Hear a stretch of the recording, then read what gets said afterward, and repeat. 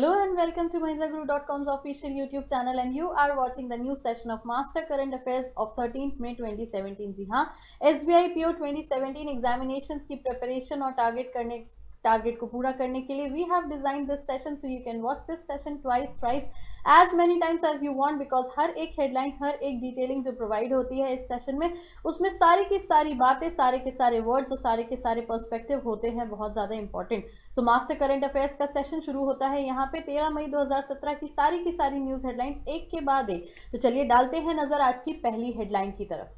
The 1983 World Cup winning captain Kapil Dev unveiled his wax statue at Madame Tussauds in New Delhi।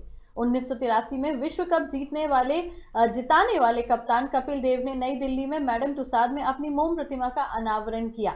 Yes, we are talking about the Madame Tussauds museum in New Delhi. जैसा कि हम जानते हैं विश्व भर में madam तुसाड के कई सारे वैक्स म्यूजियम्स हैं और एक हमारे देश में भी उसका अनावरण हुआ था और जुलाई से, जिसका हम बोलेंगे कि सभी के लिए, लोकल पब्लिक के लिए ओपन हो जाएगा फ्रॉम जुलाई। तो उसी म्यूजियम में कपिल देव जी को मिल चुकी है एंट्री, मिल चुकी है जगह। तो कपिल देव ने खुद अपने स्टैचू का अनावरण किया है, अनवीलिंग किया है। और क्या प्रोस्पेक्ट पॉइंट्स हो सकते हैं वो जानते हैं।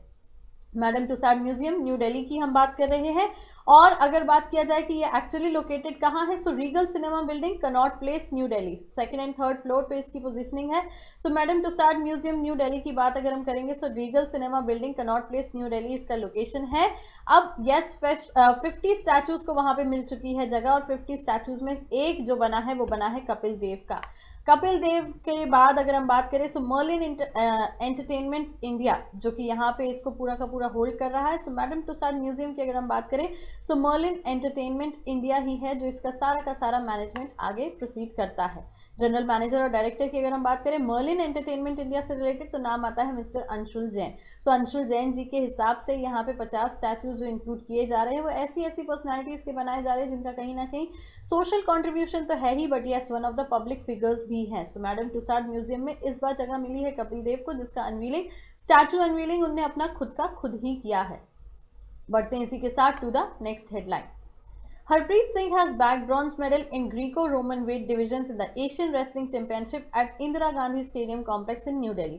हरप्रीत सिंह ने नई दिल्ली में इंदिरा गांधी स्टेडियम परिसर में एशियाई कुश्ती चैंपियनशिप में ग्रेको रोमन वेट डिवीजनों में कांस्य पदक जीता। सो अगर हम बात करें एशियन रेसलिंग चैंपियनशिप की, जो कहीं ना कहीं अभी चल ही रहा है और इसीलिए हमारे पास आज न्यूज़ हेडलाइन में सिर्फ और सिर्फ ब्रोंज मेडल की डिटेल है। तो हरप्रीत सिंह ने भारत की शान बचाई, यहाँ पे ब्रोंज मेडल हासिल किया, तो कहीं ना कहीं एक उपलब्धि है। इंदिरा गांधी स्टेडियम कॉम्प्लेक्स में चलने वाला ये टूर्नामेंट आगे बहुत सारे मेडल्स लेके आए इंडिया के लिए, हम यही उम्मीद करते हैं। बात करते हैं इससे जुड़े हुए फैक्ट्स की। सो एशियन रेसलिंग चैंपियनशिप की हम बात कर रहे हैं, सो इसका वेन्यू है KD Jadhav arena, Indira Gandhi stadium New Delhi में। सो डेफिनेटली ये इंपॉर्टेंट है। इसके अलावा Greco Roman weight division of 80 kgs में नाम निकल के आया है हरप्रीत सिंह का, जिन्होंने जीत लिया है ब्रोंज मेडल और इंडिया का नाम गौरवान्वित कर दिया है। एशियन रेसलिंग चैंपियनशिप से जुड़े फैक्ट्स भी आपके सामने स्क्रीन पे है। AWC का मेंस टूर्नामेंट स्टार्ट हुआ था 1979 में और AWC का विमेंस टूर्नामेंट स्टार्ट हुआ था 1996 में। So all the facts detailings are in front of you all, so इसको आप आराम से ध्यान रख सकते हैं और रिवाइज रिकॉल कर सकते हैं। Let's proceed to the next headline. The Income Tax Department has launched a new e-facility to link a person's Aadhaar with a permanent account number PAN, a mandatory procedure for filing IT returns now। आयकर विभाग ने व्यक्तियों की स्थायी खाता संख्या को उनके आधार कार्ड से जोड़ने की एक नई ई सुविधा शुरू की है। उल्लेखनीय है कि सरकार ने आयकर रिटर्न दाखिल करने के लिए पैन संख्या के साथ साथ आधार संख्या भी अनिवार्य कर दिया होगा। सो अगर यहाँ हम बात करें, जैसे जैसे डिजिटलाइजेशन की बातें हो रही हैं, पैन कार्ड का तो अभी इंपॉर्टेंस था ही, अब कहीं ना कहीं आधार कार्ड की भी हम बात करें। और जब आधार कार्ड बनने शुरू हुए थे तब ये बात निकल के आई थी कि धीरे धीरे आधार कार्ड विल बी लीडिंग सारे के सारे हमारे डॉक्यूमेंट्स जितने भी होते हैं आइडेंटिटी प्रूफ के, तो उसमें कहीं ना कहीं आधार कार्ड बहुत मैंडेटरी और इंपॉर्टेंट हो जाएगा। बैंक अकाउंट्स की तो इससे कनेक्टिविटी हो ही गई है, अब अगर IT रिटर्न्स की बात आती है तब भी हमें आधार कार्ड और पैन कार्ड की रिक्वायरमेंट होगी। सो बढ़ते हैं इसी के साथ सारे फैक्ट्स की तरफ। तो इनकम टैक्स डिपार्टमेंट से रिलेटेड बात आ जाती है, जो कि ई फैसिलिटी निकाली to link Aadhaar with PAN. अब क्यों किया है उनने? किया है सिर्फ और सिर्फ IT रिटर्न्स को ध्यान में रखते हुए।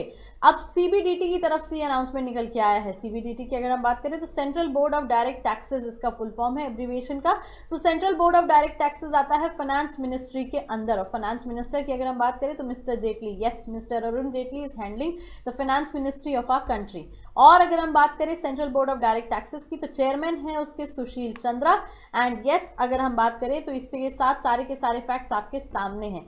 सुशील चंद्रा का नाम इंपॉर्टेंट है, अरुण जेटली जी का नाम इंपॉर्टेंट है क्योंकि वो हमारे फाइनेंस मिनिस्टर है, और यहाँ पे चेयरमैन की जब बात होगी तो सुशील चंद्रा का नाम निकल के आएगा। तो सारे के सारे फैक्ट, सारी की सारी डिटेलिंग्स आपके सामने हैं, इन सभी को याद करते चलिए। Let's proceed to the next headline. Diplomat Vinay Mohan Quatra has been appointed as India's next ambassador to France. Quatra will succeed Mohan Kumar. राजनयिक विनय मोहन क्वात्रा को फ्रांस में भारत का अगला राजदूत नियुक्त किया गया है। क्वात्रा मोहन कुमार की जगह लेंगे। सो अब अगर हम बात करें यहाँ पे तो again an appointment to the ambassador, France के लिए इंडियन एम्बेसडर का अपॉइंटमेंट हुआ है जिसमें नाम निकल के आया है विनय मोहन क्वात्रा का। सो अब अगर हम बात करें इससे रिलेटेड फैक्ट्स की तो yes you have to remember Indian ambassador to France mister Vinay Mohan Kwatra, जिन्होंने रिप्लेस किया है मोहन कुमार को। दैट मीन्स अगर हम बात करें यहाँ तो पहले फ्रांस के लिए या इंडिया की तरफ से जो एम्बेसडर थे वो कौन थे, मिस्टर मोहन कुमार। इसके अलावा currently joint secretary at PMO की पद पे वो कार्यरत थे। तो मतलब विनय मोहन क्वात्रा को डिप्लोमेट या राजनयिक इसीलिए कहा गया था क्योंकि वो currently as a joint secretary काम कर रहे हैं प्राइम मिनिस्टर्स ऑफिस में। इसके अलावा फ्रांस से रिलेटेड डिटेल्स की बात है तो वो सभी आपके सामने है। कैपिटल है पेरिस, करेंसी है यूरो या फ्रैंक। और यहीं अगर हम प्रेसिडेंट की बात करें, फ्रांस के प्रेसिडेंट की अगर हम बात करें तो फ्रैंकोइस होलांडो का नाम आज आता है, कल से इमैनुअल मैक्रॉन रिप्लेस कर लेगा क्योंकि इमैनुअल मैक्रॉन ने जीत लिया है फ्रांस के प्रेसिडेंटशिप का इलेक्शन। सो फ्रांस के नए प्रेसिडेंट होंगे इमैनुअल मैक्रॉन। बट यस अभी अगर हम आज की डेट की बात करें so we will be marking what, Francois Hollande. तो ये नाम आपको यहाँ ध्यान रखना है। Let's proceed to the next headline. Justice Mukul Mudgal elected as the head of FIFA's governance committee at the 67th FIFA Congress in Bahrain. Bahrain में आयोजित 68वें फीफा कांग्रेस में फीफा के प्रशासनिक समिति के प्रमुख के रूप में न्यायमूर्ति मुकुल मुदगल को निर्वाचित किया गया है। सो यहाँ पे अगेन एक अपॉइंटमेंट की बात आगे निकल के, और जैसा कि हम जान रहे हैं पिछले हाल 2 दिन से हम बहुत सारे अपॉइंटमेंट्स की बात कर रहे हैं बिकॉज यस कहीं ना कहीं इंपॉर्टेंट है as per the prospect of examination. तो जस्टिस मुकुल मुदगल का नाम आपको यहाँ ध्यान रखना है। और इससे रिलेटेड फैक्ट्स जल्दी से डाल देते हैं नजर। फीफा की गवर्नेंस कमेटी की बात हो रही है, सो इसके हेड अब होंगे मुकुल मुदगल, जिन्होंने definitely 67th congress at Bahrain capital Manama में हुए इस पर्टिकुलर कमेटी में जिसका अनाउंसमेंट हुआ है, अब रिप्लेस किया है इनने म्यूगल मुडारो को। सो म्यूगल मडूरो की अगर हम बात करें तो पहले हेड थे फीफा के गवर्नेंस कमेटी के, बट अब हेड होंगे जस्टिस मुकुल मुदगल। फीफा से रिलेटेड फैक्ट्स ये सारे आपके सामने हैं कि प्रेसिडेंट है गियानी इन्फेंटानियो, और हेडक्वार्टर्स की अगर हम बात करेंगे so Zurich Switzerland is the headquarter of FIFA. So all the details are here in front of you all. Let's proceed to the next headline. India will buy anti-nuclear and anti-chemical suits from the United States for 480 crore rupees. Bharat 480 crore रुपए के लिए संयुक्त राज्य America के परमाणु और रासायनिक विरोधी सूट खरीदेगा। अब ये कहीं ना कहीं डिफेंस सिक्योरिटी मेजर्स को लेके यहाँ पे सामने रखा जा रहा है। 480 करोड़ का इन्वेस्टमेंट भारत की तरफ से यूनाइटेड स्टेट्स के लिए होने वाला है for the anti nuclear and anti chemical suits, क्योंकि जैसे हम जानते हैं डिजिटलाइजेशन का जमाना आ रहा है, न्यूक्लियर वॉरशिप बढ़ने के चांसेस ज़्यादा निकल के आ रहे हैं। सो यस कहीं ना कहीं इंडिया का ये मूव सेफ्टी सिक्योरिटी मेजर्स को ध्यान में रख के लिया गया है। फैक्ट्स की बात करेंगे सो डेफिनेटली इंडिया ने परचेज कर लिए हैं anti chemical and anti nuclear suits 480 crore के लागत के साथ। कहां से किए हैं? यूनाइटेड स्टेट्स ऑफ अमेरिका से। इन्वेस्टमेंट डेफिनेटली ये आपके सामने है।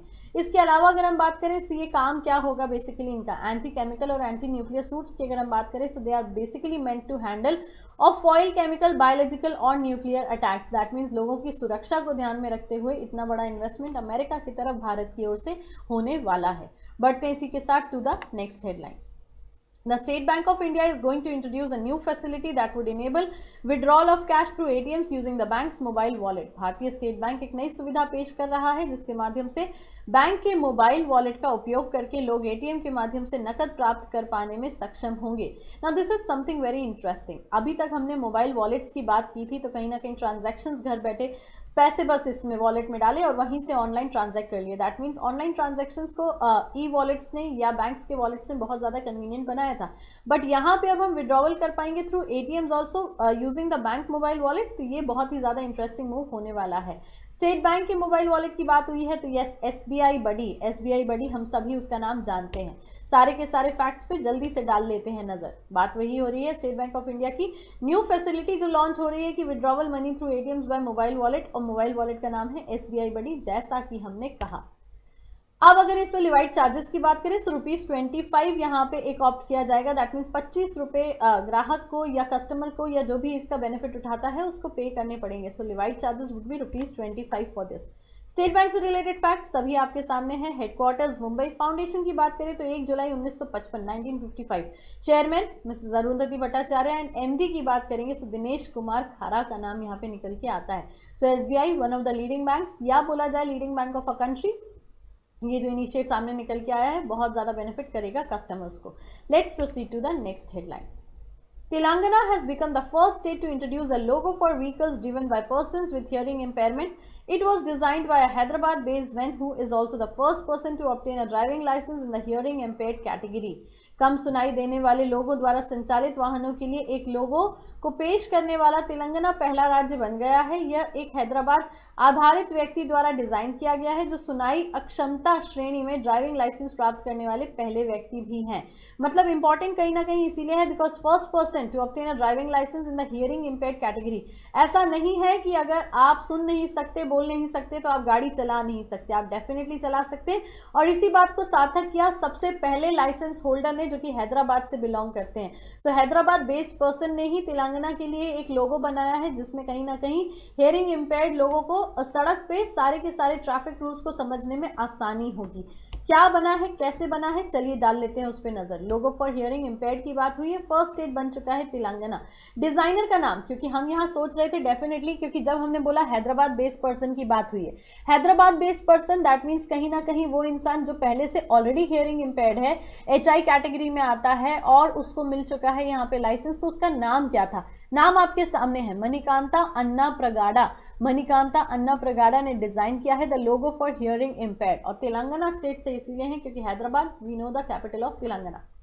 अब लोगो क्या कंसिस्ट करता है? So logo consist of a hearing impaired mark along with a text saying driver is deaf, please watch out. तो अब यहाँ पे देखिए आपके सामने उसका लोगो भी है स्क्रीन पे, कैसा वो दिखेगा और कैसा वो डिजाइन हुआ है। सो लोगो बेसिकली कंसिस्ट करता है hearing impaired mark, that means एक कान बना हुआ है, उस पर क्रॉस लगा हुआ है, that means the driver is deaf, please watch out. मतलब जबरदस्ती हॉर्न बजाने की जरूरत नहीं है। तो ये लोगो एक्चुअली इस चीज को सिग्निफाई करेगा।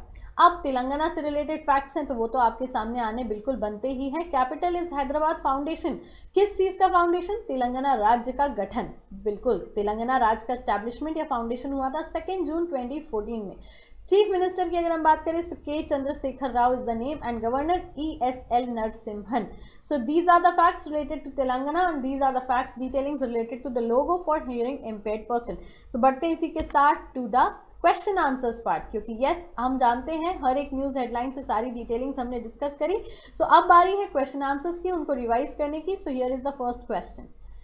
Recently, which cricketer unveiled his wax statue at Madame Tussauds in New Delhi? हाल ही में किस क्रिकेटर ने नई दिल्ली में स्थित मैडम टुसाड में अपनी मोम की प्रतिमा का अनावरण किया? सचिन तेंदुलकर, कपिल देव, राहुल द्रविड़, सुनील गावस्कर या Saurabh Ganguly?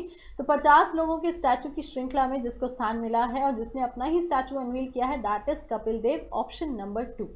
Let's proceed to the next question. Who has bagged bronze medal in Greco-Roman weight divisions in the Asian Wrestling Championship at Indira Gandhi Stadium Complex in New Delhi? नई दिल्ली में इंदिरा गांधी स्टेडियम कॉम्प्लेक्स में एशियाई कुश्ती चैंपियनशिप में Greco Roman wait डिविजनों में किसने कांस्य पदक जीता? सुशील कुमार, विजेंद्र सिंह, योगेश्वर दत्त, हरप्रीत सिंह या Uday Chand? So yes, Indian Harpreet Singh is the right answer, option number 4। Let's proceed to the next question. What does P stands for in the abbreviation PAN? संक्षिप्त नाम PAN में P का क्या संदर्भ करता है या P क्या संदर्भित करता है? परमानेंट प्रमोशन, प्राइमरी प्रोडक्ट या प्राइम? तो परमानेंट प्रमोशन, प्राइमरी प्रोडक्ट या प्राइम में अगर हम बात करें so yes that is the permanent account number. तो पैन कार्ड का यहाँ पे नाम होता है परमानेंट से, तो P का फुल फॉर्म हो जाएगा permanent, that is option number 1। Let's proceed to the next question. Who has been appointed as India's next ambassador to France? France में भारत के अगले राजदूत के रूप में कौन नियुक्त किया गया है? राजीव ऋषि, मुदित माथुर, विनय क्वात्रा, उदय चंडोक या Vineet Kaushik? So yes we have the right answer in front of you all. So mister Kwatra का नाम आता है निकल के Vinay Kwatra. Let's proceed to the next question. Who has been elected as the head of FIFA's Governance Committee at the 67th FIFA Congress in Bahrain?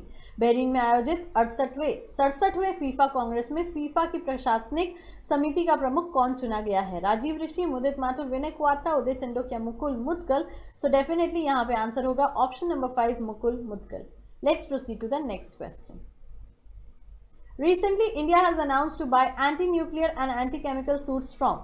हाल ही में भारत ने किस देश से परमाणु और रासायनिक विरोधी सूट खरीदने की घोषणा की है?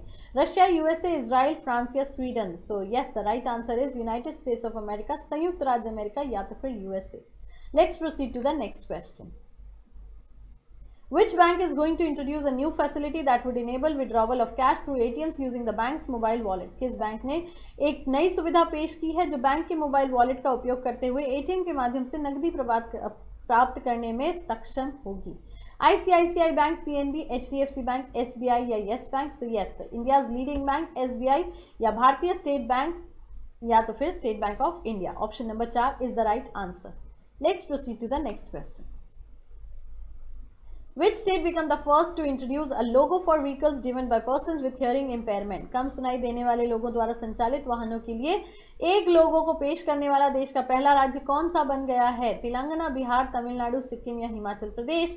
सो yes, the right answer is option number 1, Telangana. Telangana राज्य पहला देश का ऐसा राज्य बन चुका है जहां पे हियरिंग इम्पेयर्ड लोगों के ध्यान में रखते हुए एक लोगो डिजाइन किया गया है. With this question we end up this session. Do not forget to click on the like button before getting offline क्योंकि आपके like से हमें appreciation मिलता है, motivation मिलता है. So do click on the like button before getting offline and yes, comment करके बिल्कुल हमें बताइए MCA के improvisations जो कि हम अभी आपके लिए काम कर भी रहे हैं so that we can work more in depth for you all. Share करना बिल्कुल ना भूलें. And the new viewers, do not forget to click on the subscription button to become our subscribe viewer to get the easy access of all our videos. MCA के session में फिर मुलाकात होगी आपसे. तब तक के लिए खुश रहिए, ख्याल रखिए, पढ़ते रहिए, भूलिएगा मत, आपकी सफलता में ही हमारी सफलता है. Thank you so much.